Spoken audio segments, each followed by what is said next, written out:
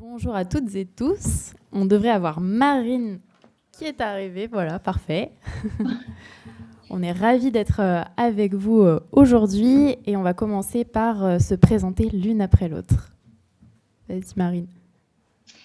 Alors Marine Slove, moi je suis vétérinaire de formation et aujourd'hui éditrice d'un média quasiment exclusivement digital qui s'appelle Thémavet, qui est récent puisqu'il a un peu plus de 6 mois. Et je suis la cofondatrice de Veto Job, qui s'appelle maintenant Thémavet Job. Alors j'aurais dû être parmi vous, j'aurais voulu être parmi vous, mais un vilain virus en a décidé autrement et m'a contrainte de faire demi-tour hier. Mais ça va mieux aujourd'hui et je suis contente d'être là grâce à la technologie qui me permet de prendre la parole sur cette table ronde. Alors moi c'est Marie Tanguy, vétérinaire cofondatrice de Dr Patoun et Louveteau. J'interviens ici, je dirais, avec plusieurs casquettes. La partie Dr Patoun, puisqu'on a l'un de nos sujets qui est de travailler à la réalisation de vidéos de recrutement. Et forcément, on est amené à travailler avec les équipes vétérinaires pour les aider à recruter. La partie Louveteau, vous allez voir qu'on va parler du mentorat et du recrutement. Et puis enfin, je dirais que la dernière casquette, c'est comme Laura et Marine, c'est qu'on est des jeunes vétérinaires et qu'on a peut-être un œil un petit peu nouveau, des jeunes femmes vétérinaires et qu'on a peut-être un œil un peu particulier sur le sujet. Et moi, pour finir, donc Laura Gégou, donc je suis en production porcine chez Chêne Vert et en fait j'interviens parce que je suis très présente sur les réseaux sociaux, donc à la fois LinkedIn, Instagram, etc. pour promouvoir le métier et en même temps nous aider chez Chêne Vert à recruter un petit peu en montrant un peu notre métier qui peut être atypique et mal connu. Alors on avait un diaporama, je ne sais pas si c'est possible de l'afficher, sinon on fera en live, c'est pas grave du tout. On va commencer et puis on va voir s'il s'affiche. Donc vous verrez... je crois que... Ouais, nickel.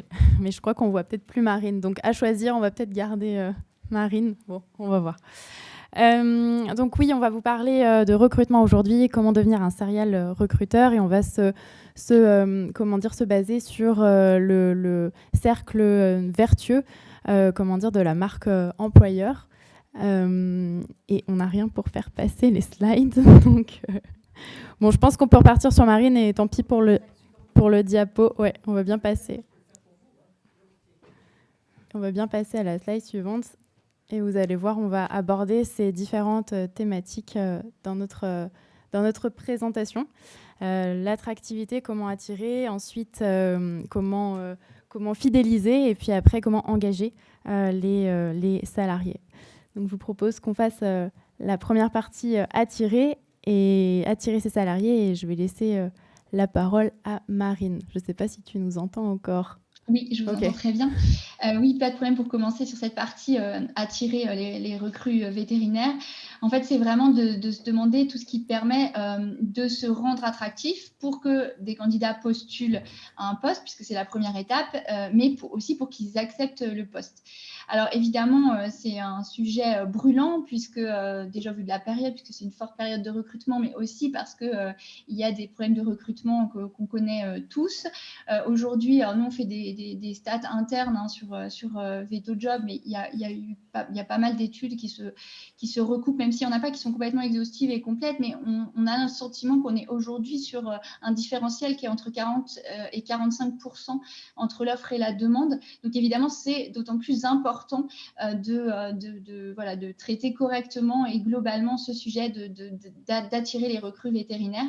Et moi, je vais vous parler dans une première partie sur vraiment du recrutement pur et dur, c'est comment on communique en digital sur le fait qu'on a un poste ouvert et qu'on est en train de recruter.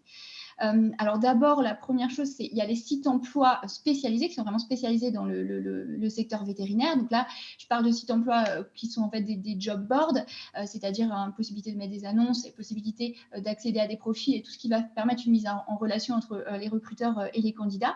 Donc on a évidemment Thémavet Job, il y en a d'autres. Il y a Recruitvet par exemple qui lui fonctionne avec un cabinet de recrutement. Et l'idée, c'est de pouvoir poster des annonces qui mettent en avant avant sa marque employeur et qui mettent en avant sa structure vétérinaire, son équipe, etc. Donc d'avoir la possibilité de valoriser le poste qu'on a à proposer. Depuis le lancement de Théma VetJob, on a proposé aussi, pour essayer justement de valoriser encore plus cette marque employeur, c'est de proposer des pages entreprises, c'est-à-dire d'avoir un autre niveau pour pouvoir mettre des photos, parler de son entreprise, parler de son équipe, de ses valeurs, de son plateau technique, qui est directement inclus sur le job board. Et après, l'autre partie qu'il faut travailler sur un job board, c'est cette partie de mise en relation. Comment on interagit avec un candidat, parce que en fait, les candidats reçoivent des dizaines et des dizaines de sollicitations sur un marché qui est complètement déséquilibré aujourd'hui et qui est en faveur des candidats.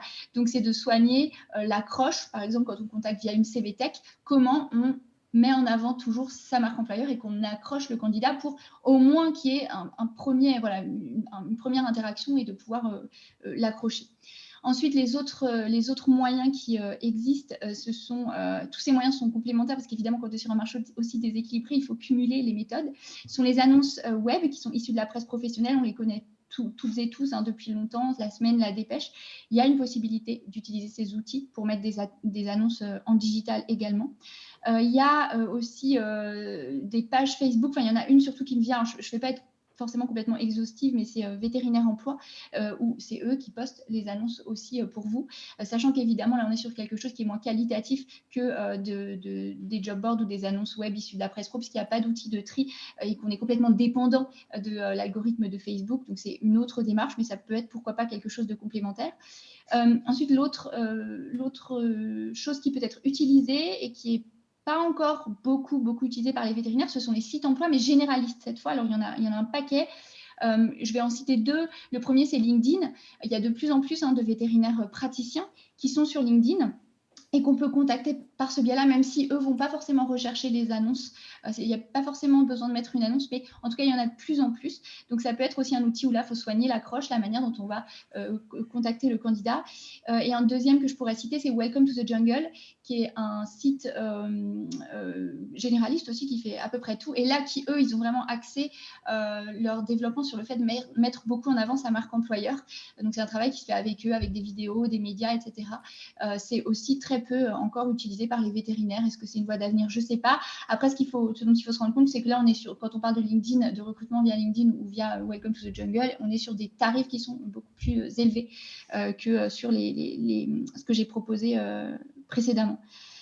Voilà, je vais laisser la parole à Marie pour la suite sur la communication externe. C'est ça, donc merci Marie, tu nous as présenté un petit peu tous les canaux qui existent aujourd'hui. Quels sont les canaux de la clinique pour essayer de séduire les candidats? Déjà, il y a le site internet, ça Grégory, avec Veto Network, tu nous le disais hier, c'est vraiment important. Les candidats, ça arrive en première position encore aujourd'hui dans le nombre de jeunes vétérinaires qui regardent le site internet, c'est à 96%. Donc c'est vraiment important. Et on disait aussi c'est important d'avoir un beau site, parce qu'avoir un site mais qui ne met pas en avant l'équipe et la clinique, c'est l'effet inverse. C'est important aussi dans ce site de mettre en avant le travail que vous pouvez réaliser en amont sur par exemple les valeurs de l'entreprise. Si vous mettez les valeurs sur votre site, pour un candidat qui ne vous a pas encore rencontré, qui connaît pas l'équipe, voilà, il se dit ils ont déjà réfléchi à toute cette partie marque employeur en fait, et ça c'est rassurant. Moi, par exemple, dans le cadre avec Dr Patoun, je rencontre les équipes et je leur pose des questions que poseraient des candidats pour essayer de construire avec eux la vidéo. Je ne suis pas particulièrement rassurée quand je demande quelles sont vos valeurs et que je vois la personne qui panique un petit peu et on comprend qu'ils n'ont pas forcément travaillé dessus, alors que c'est vraiment important. Si je me mets à la place d'un candidat, ça fait partie des critères. Donc, si vous ne le faites pas pour les propriétaires, vos clients, les propriétaires d'animaux, faites-le pour cette partie recrutement. Ensuite, on va parler des réseaux sociaux. La deuxième dans cette étude, Greg, c'était en deuxième position, la page Facebook, dans l'intérêt des étudiants lors d'un recrutement. Donc ça, on parle des réseaux sociaux principalement, donc c'est page Facebook, page Instagram, et puis on a des courageux qui se sont déjà lancés sur TikTok.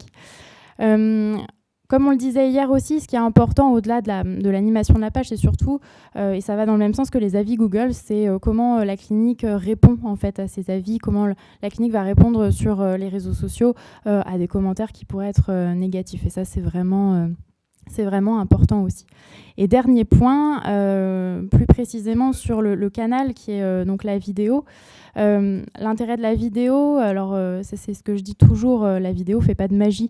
C'est-à-dire que c'est pas parce que vous faites une vidéo que vous allez signer la semaine suivante avec un candidat. C'est plus que vous allez augmenter le nombre de candidatures du fait de l'augmentation de votre visibilité. Alors dans l'univers non vétérinaire, on parle d'offres d'emploi qui reçoivent 34% de candidatures en plus. Et j'imagine que ça fait rêver certains peut-être d'entre vous qui sont en manque de candidatures aujourd'hui. Donc voilà, ça permet d'augmenter votre visibilité. Et puis ensuite, il y a vraiment... dans cette partie vidéo, il y a le fait que vous vous détachez et contrairement aux annonces sous forme de texte où on reconnaît un petit peu les mêmes formulations, ambiance de l'équipe au top, des choses comme ça, dans une vidéo, vous n'allez pas pouvoir mentir et donc la personne peut vraiment se projeter, voir les locaux, voir l'équipe et avoir envie de vous rejoindre plus facilement. À toi Laura. Alors moi, je vais vous parler d'une seule chose, c'est les stagiaires et les stagiaires. Donc en fait, c'est des personnes que vous faites venir dans votre clinique. Vous leur transmettez votre savoir, mais en fait, c'est des personnes qui derrière vont transmettre l'ambiance de votre clinique sur les pages, sur les réseaux sociaux. Donc, il faut savoir qu'il y a plusieurs groupes d'étudiants. Moi, je suis sortie d'école il y a 2 ans, donc j'ai encore un peu un lien dedans. Il y a un groupe d'étudiants en France. Donc là, il y a les 4 écoles qui sont déjà dedans. Il y a les groupes au sein des écoles. Il y a même des groupes, j'ai appris là pendant le congrès, des groupes internationaux avec l'ensemble des écoles véto, au moins européennes. Et en fait, souvent, on a une question avec je cherche une clinique, je veux faire telle production. Je voudrais à peu près telle localisation, qu'est-ce que vous me conseillez? Et en fait, tout de suite, la parole d'un stagiaire va avoir plus d'importance que finalement l'annonce que vous avez mise et qui s'est retrouvée noyée sous les autres annonces. Donc, s'il y a bien un conseil que je vous donnerai pour cette partie-là, c'est soignez vos stagiaires et eux, derrière, vous le rendront. Maxime. Et donc ensuite, pour cette deuxième partie, donc là, on vous a expliqué donc, comment recruter du personnel. Mais derrière, il faut les fidéliser, car c'est bien d'en avoir, mais c'est encore mieux de les garder. Donc comment faire? Donc là, je laisse la parole à Marie pour nous présenter ça. Et moi, je vais commencer par vous parler de la fidélisation par l'accompagnement. Et donc moi, je vais me restreindre à mon domaine un peu plus de compétences qui est le mentorat. Donc en général, pour être transparente, quand on vient me chercher pour animer une table ronde ou un sujet en lien avec le recrutement et le mentorat, souvent ça m'allume des alarmes rouges parce qu'il faut faire attention en fait, à ne pas utiliser directement le mentorat pour recruter. Donc peut-être que je peux partir du début et de la définition du mentorat pour que ce soit peut-être un petit peu plus clair pour tout le monde. Donc le mentorat, c'est une relation d'aide entre 2 personnes qui est bénéfique pour les 2 parties, à la fois le mentor et à la fois le mentoré. Donc c'est une relation d'aide, c'est-à-dire que le mentor va proposer son accompagnement, son aide au mentoré qui est plus novice dans le domaine d'intérêt. Il y a 3 points importants à garder en tête. Déjà, dans une relation de mentorat, il y a la notion de confidentialité. Il y a aussi la notion, et ça c'est très important, qu'il n'y a pas de lien hiérarchique entre le mentor et le mentoré. Et c'est là où, attention, pour fidéliser dans sa clinique en utilisant directement le mentorat, il y a un gros piège et il ne faut pas tomber dedans. C'est tomber dans ce conflit d'intérêt qui est le lien hiérarchique qu'il peut y avoir entre le mentor qui serait peut-être patron associé et le mentoré qui serait salarié. Donc ça c'est la deuxième particularité et puis le gros point aussi très important et surtout pour nous profession vétérinaire parce qu'il y a la tutorée qui existe chez nous. Donc le tutorat qui est la transmission de savoir-faire, c'est-à-dire les compétences vraiment techniques liées au métier de vétérinaire. Le mentorat, c'est tout ce qui est transmission de savoir-être, donc comme les soft skills. Donc, bon, je viens à cette table ronde et puis je vous dis au final qu'il ne faut pas utiliser le mentorat pour fidéliser. En fait, il ne faut pas utiliser directement le mentorat pour recruter. C'est-à-dire que vous pouvez utiliser le mentorat dans l'attractivité. C'est-à-dire que si vous avez un mentoré et que vous êtes un bon mentor, forcément, il va parler de vous. C'est un petit peu le bouche à oreille dont on parlait. Il va parler de vous autour de vous et ça va augmenter votre réseau de jeunes vétérinaires. Et ça, c'est favorable à votre attractivité. Et ensuite, sur le point de la fidélisation, toutes les compétences que vous allez développer en tant que mentor, c'est-à-dire, on en parlait tout à l'heure, l'écoute active, savoir donner et demander du feedback, la reformulation, toutes ces compétences clés que vous allez développer dans le cadre du mentorat pour accompagner votre mentoré, c'est des choses qui sont essentielles dans toute relation humaine et qui sont aussi très intéressantes au sein des équipes vétérinaires dans le cadre du travail et qui vont vous aider à conserver vos salariés, avoir un management le plus positif possible. Et on sait que les jeunes générations, ils sont très sensibles. Donc voilà, c'était ça que je voulais sur lequel je voulais insister, le lien qui peut être, il faut faire très attention au lien entre mentorat et recrutement. Alors je crois que Marine, c'est toi ? C'est Laura ? Vas-y. Donc moi, je vous parle un peu plus d'outils numériques. Donc Grégory vous en a parlé un petit peu hier. Mais moi, l'idée, c'est de vous dire que voilà, vous êtes vétérinaire, vous recrutez une nouvelle personne. On sait tous qu'on a des agendas bien remplis. Donc comment pouvoir accompagner la personne qui vient d'arriver tout en pouvant continuer à exercer son métier de vétérinaire tranquillement. Donc l'idée, c'est de pouvoir apporter une communication déjà entre les équipes. Donc nous, on parle d'un minimum d'un groupe WhatsApp ou d'un Teams. Tout en permettant en effet d'avoir un parti déconnecté. Donc par exemple, si vous avez deux téléphones, si vous êtes un téléphone pro, un téléphone perso, vous pouvez avoir deux WhatsApp séparés. Même sur un téléphone avec deux cartes SIM, c'est possible. Après, un QG numérique, ça peut être pas mal. Donc voilà, l'idée, c'est d'apporter des outils comme Teams, comme Slack, comme Notion aussi. Donc Maxime vous en a parlé hier aussi, pour planifier des projets, pour aider, voilà. Si vous avez notamment, maintenant on voit pas mal de regroupements de cliniques, donc en fait on a plein de vétérinaires qui sont dans le même groupe et qui ne se connaissent pas. Donc pour nous, pour vous donner l'exemple, donc chez Chenvert on est quasiment 50 vétos et on se connaît quasiment tous. Parce que justement en fait on a des équipes Teams. On a mis en place aussi un système, donc un outil collaboratif, le Steeple. Je ne sais pas s'il y en a parmi vous qui connaissent.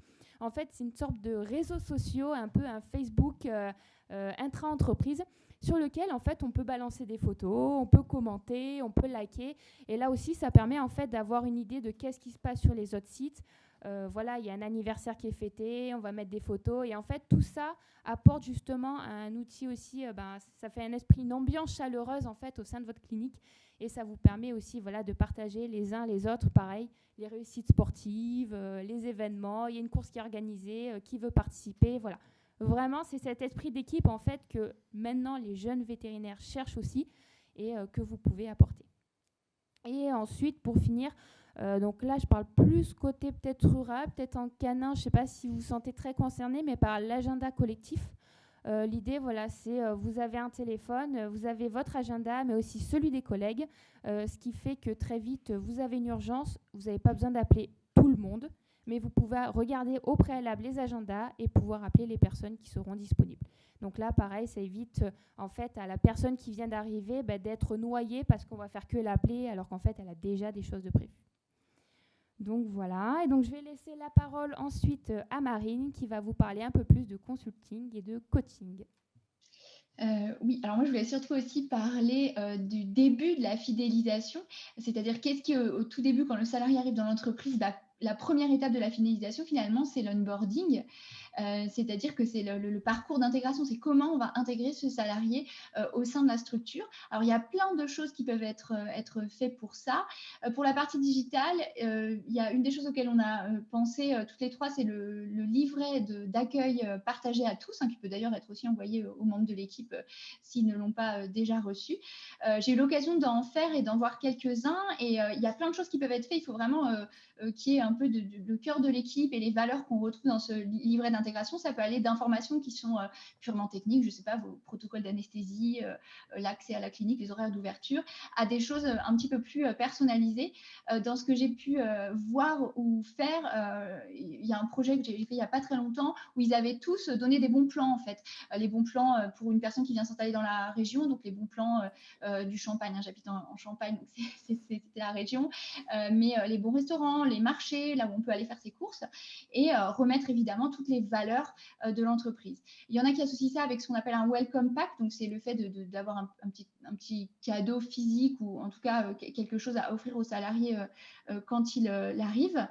Un autre moyen de bien intégrer son salarié au sein de la structure, ça va être de baliser ce parcours d'intégration.